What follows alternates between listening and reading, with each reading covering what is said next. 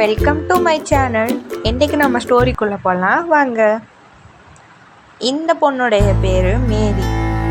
மேரி ரொம்பவே கஷ்டப்படுற ஒரு ஏழை வீட்டு சிறுமி. இந்த பொண்ணோட பேர் எமிலி. எமிலி ரொம்ப வசதியான வீட்டு பொண்ணு.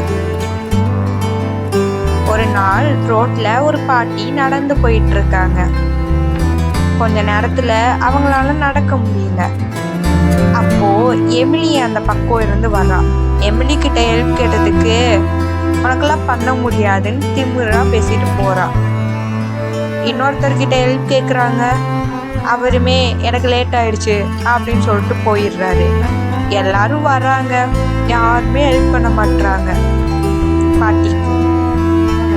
பாட்டி ரொம்பவே வருத்தப்படுறாங்க, யாரும் உதவ மாட்டாங்கன்னு.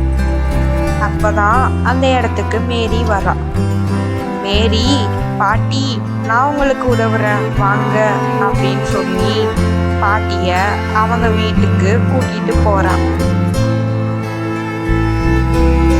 பாட்டி வீட்டுக்கு வந்த உடனே பாட்டி மேரிய உள்ள கூப்பிடுறாங்க. கூப்பிட்டு இப்ப பாட்டியோட குடும்ப கதையை சொல்றாங்க. ஒரு காலத்துல பாட்டி தன் குடும்பத்து கூட சந்தோஷமா வாழ்ந்துட்டு வந்தாங்க. ஆனா அந்த பாட்டிக்கும் தாத்தாவுக்கும் வயசாயிடுச்சு அப்படின்னு சொல்லி அவங்க 2 பேரையுமே அவங்க குழந்தைங்க தனியா விட்டுடுறாங்க. இருந்தாலுமே அவங்க 2 பேரும் சந்தோஷமா வாழ்ந்துட்டு வராங்க. எதிர்பாராத நேரத்துல ஒரு நாள் தாத்தா படுத்த படுக்கையாகி அவர் இறந்துட்டாரு. இப்போ எனக்கு நீ யாருமே இல்லைன்னு பாட்டி சொல்றாங்க.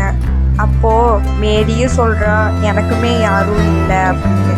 இப்போ பாட்டி நீ என் கூடயே இருந்துடுறியா, எனக்கும் யாரும் இல்லை அப்படின்னு சொல்லி கேட்குறாங்க. அதுக்கு மேரியும் சம்மதிக்கிறான். கொஞ்ச நாளுக்கு அப்புறம் மேரிக்கு ஒரு நல்ல இடத்துல திருமணம் செஞ்சு தராங்க பாட்டி. அவங்கள பார்த்து பாட்டி ரொம்பவே சந்தோஷப்படுறாங்க. இப்போ அவங்களுக்கு அவர் கணவர் ஞாபகம் வருது.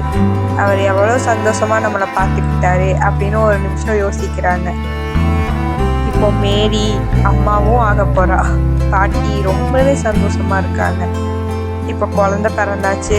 அந்த குழந்தை கூட பாட்டி ரொம்பவே சந்தோஷமா வாழ்ந்துட்டு இருக்காங்க. அந்த குழந்தைக்கு என்ன பிடிக்கும் ஏது பிடிக்கும்னு கேட்டு சமைச்சு கொடுத்து ரொம்பவே சந்தோஷமா இருக்காங்க.